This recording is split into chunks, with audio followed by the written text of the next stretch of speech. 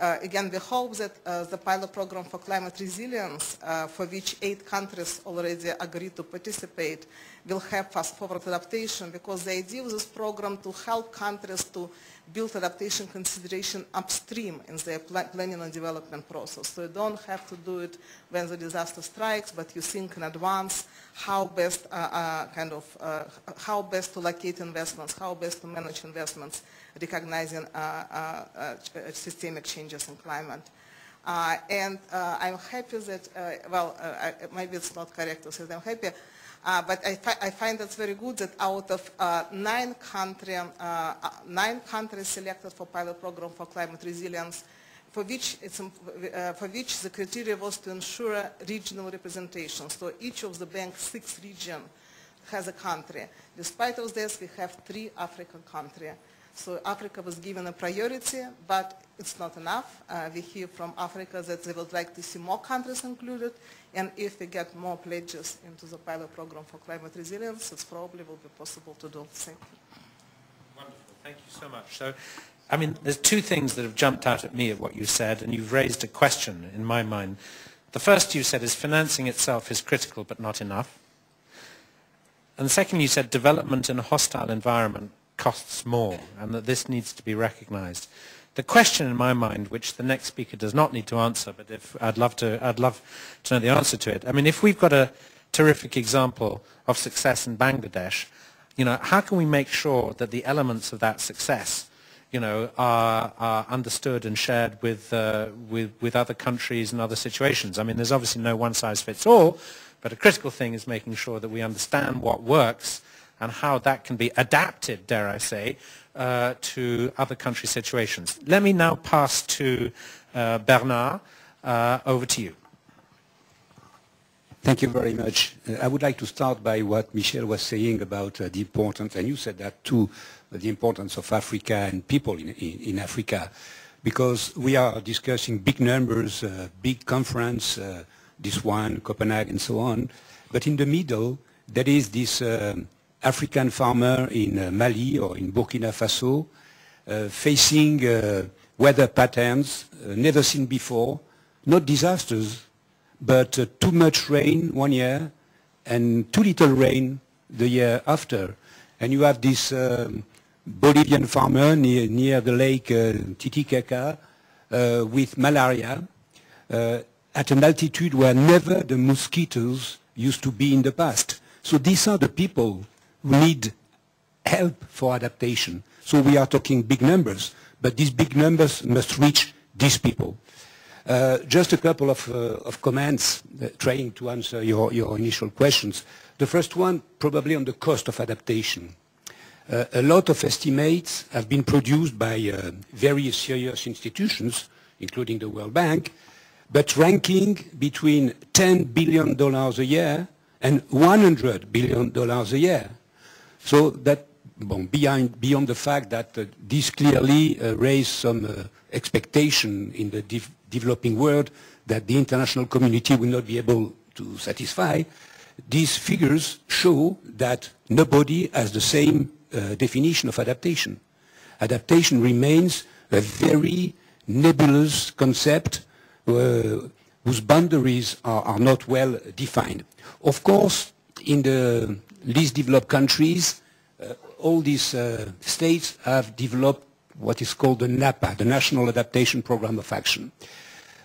Probably it was a good start, but if things are not working properly, in particular in Africa in terms of adaptation, it is because these programs, this National Adaptation Program of Actions, are a long list of projects independent of the line ministry and the sectoral strategies of the country. They are managed by the Minister of Environment outside the mainstreaming of all these adaptation needs in every sectors.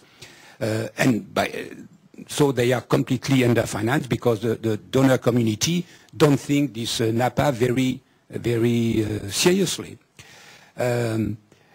This leads me to my second comment, which is whatever the clarity we bring to adaptation in terms of costing, certainly, as you said, the financing of adaptation should be a mix between traditional development assistance and beyond ODA with new financing mechanisms. Maybe I disagree a bit with you because when people say development and adaptation, it is the same thing. Clearly, there is a risk for some people who do not want to pay for adaptation to say, if it is the same thing, ODA must be sufficient. But on the same side, people who say adaptation is all beyond development is wrong too. So it's probably a mix between ODA and other resources.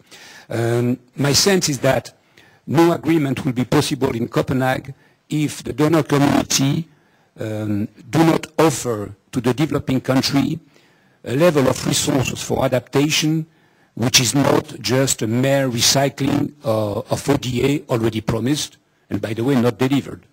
So the first thing for the donor community should be to respect their promises and to deliver the commitments they have taken on ODA.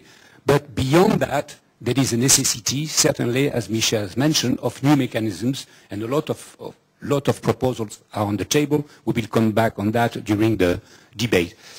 Just to conclude this first remark, to say that my sense is that we should provide a kind of two-step approach when we are dealing with adaptation, because everybody is talking of the level of resource which would be necessary when the post-Kyoto regime would be implemented. But adaptation needs resources now. We need money now. So two-step approach. Why? Because it will take time to put in place new mechanisms. So we should immediately, and beyond what is necessary in terms of ODA for the present programs, to find maybe $2 billion. Why I say $2 billion? Because the cost of the National Adaptation Program faction, whatever the quality, is about $2 billion. So we should mobilize, the donor community should mobilize now $2 billion, and then keep on discussing for the future on a new mechanism.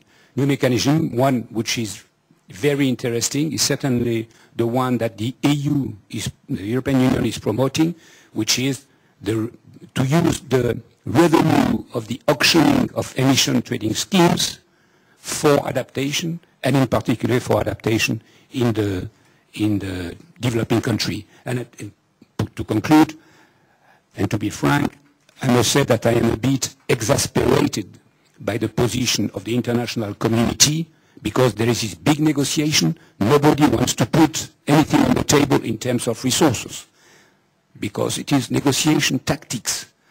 But negotiation tactics in the present situation for this farmer in Burkina or Mali or this farmer in Bolivia is an insult to these people. Well, that's a very sobering thought, that your farmer in Mali is hostage to a bunch of posturing in closed rooms in the world's rich countries. But there's two things that jump out at me from what you said. In a way, you've made a very strong case for honoring ODA commitments. You're saying that that's absolutely fundamental.